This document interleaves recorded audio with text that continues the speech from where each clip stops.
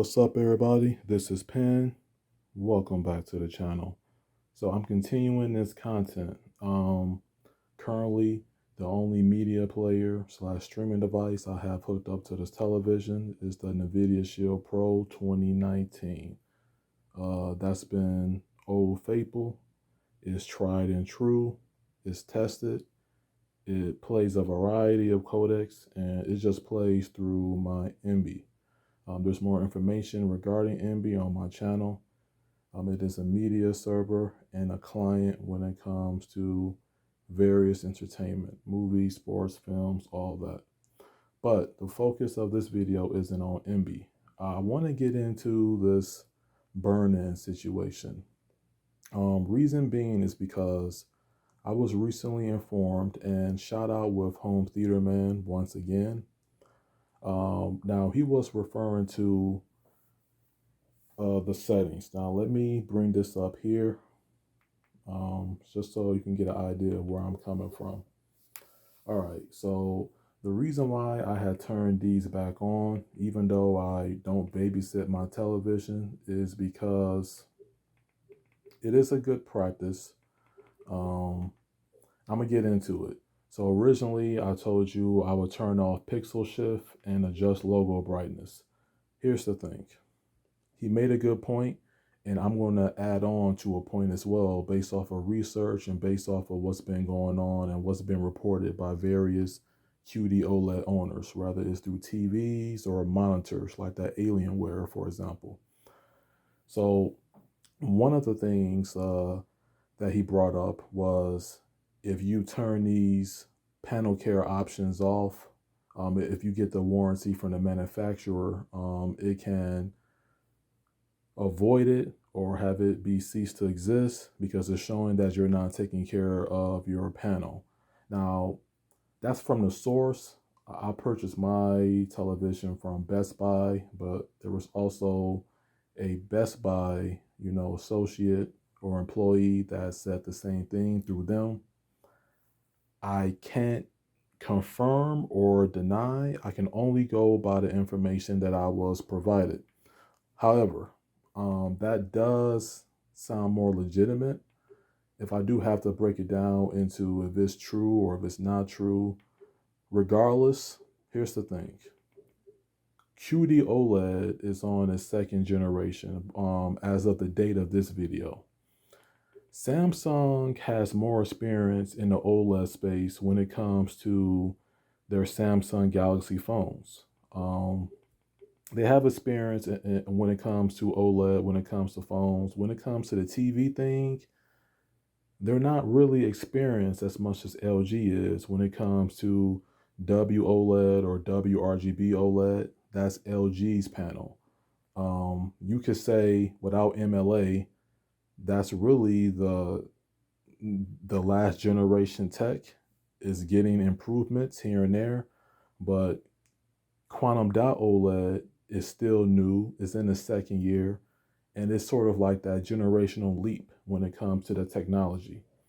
So because it's new and because Samsung does not have the experience that LG has when it comes to their OLED panels, I do believe we can have a conversation point to where, hey, even if you get a warranty, keep it on for a peace of mind.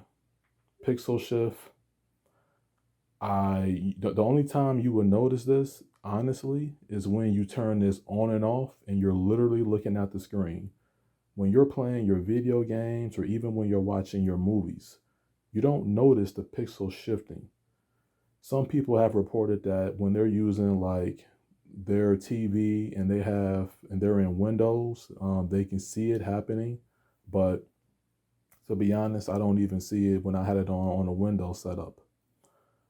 I digress. Adjust logo brightness. So this is going to move the pixels at regular intervals to present screen issues. And this is going to prevent screen issues by lowering the brightness of fixed images such as logos and banners. So anything that has like a static image or a logo, you're playing the game and you're seeing the game hub. It's a game where you don't want to turn it off because maybe you like the game hub. Well, that's where this setting comes in hand. I never run pixel refresh. You can look into that. I may do a follow-up video on this, but I'm not going to run it because I never needed it, and I don't see a need to run it unless it's something very strange that's happening and you do all the troubleshooting you can. This would be like a last resort, but I don't touch this because I heard some mixed things about it. But these two are safe to have on. Definitely when it's new technology. With me, I was feeling confident because of the LG panel, but LG got experience, more experience than Samsung when it comes to the TV space. When it comes to OLEDs, LG is more tried and true when it comes to their panel care.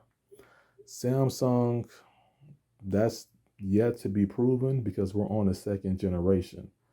I'm not an early adopter, but I'm not late either. Now, let me talk about what just happened on the screen. So, on the screen, I have my NVIDIA Shield set to a color like gradient transition to where it's not staying the same color throughout, and you can see it here if you can catch it on video. But basically, that's set to prevent my burn-in as well. So that's like a third measure or a backup because I got the two options on. And this is what I practice on the LGs as well. So why not practice it here? So to back out of it, I'm gonna go here and I went to my device preferences. I went to screensaver, and screensaver I set to colors. Now I have an Aerial Dream. That's another app that's similar. If you like the backgrounds on the Apple TV, you can set it as up just like this, but sometimes it doesn't load and it can leave that text in the middle of the screen and you don't want that. Generally, turn screen off would be the safest option because it's going to turn the screen off and it's going to be black. So when things are black on the OLED panel, those pixels are off because each pixel on the OLED panel is self-lit. They can turn on and off at any given moment or any given time. The safest option would be to turn the screen off. If you don't want to babysit it like me, you can leave it to colors. Backdrop is going to do this. I'll show why backdrop isn't good. So and I have it set 5 minutes. That's as short as I can set it to. If I start now, right? When you start that, you see backdrop. You see it has that clock. It has the weather towards the lower right-hand corner. So when you're walking away, let's say you want to make yourself a sandwich, you got to go out, or you got to do something in the house other than being in here and watching this television, or you just happen to leave it on or fall asleep by accident. Things happen. It happens where you're suddenly tired and the next thing you know, you knocked out. Where you don't want this default background from the Shield to be on because that text can burn in. Not to say it would do that overnight, but it's a possibility.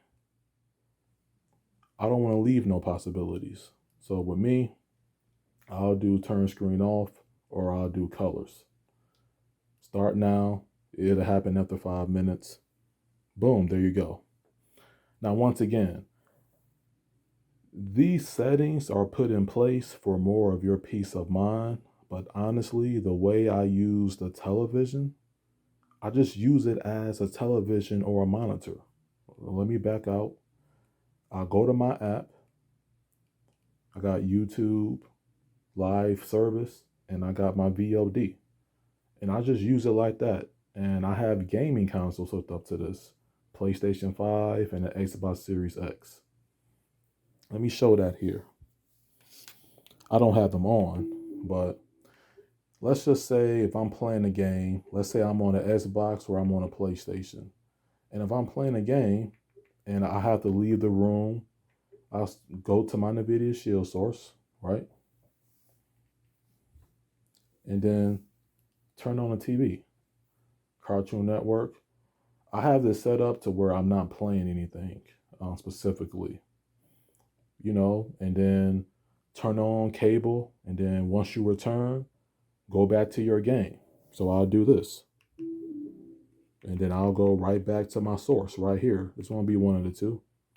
So that's what I was doing when I had the LG. Well, I still have them. The 65 inches in the basement. The 42 is still in this room. It's my main computer monitor. But that's my thought process on all this. I don't baby the TV, but I do understand Home Theater Man's point. I understand where he's coming from. I respect where he's coming from, and it is some useful information. Now, I haven't seen nobody in the forums or even on YouTube confirm what he said, but it's just a general practice when you are stepping up in technology and when you have a new tech that's out there. And you can listen to me or you can't listen to me. If you're a first time OLED owner, I'm a first time QD-OLED owner actually. It might be in your best benefit to have these on. Most likely you wouldn't notice that they're on to begin with because these come on, I think these are default, or maybe it's on low at default.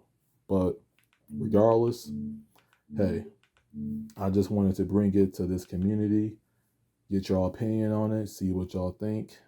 Let me know down in the comment section. Until next time, this is Pen sign out. Thank you for watching and peace out. Goodbye.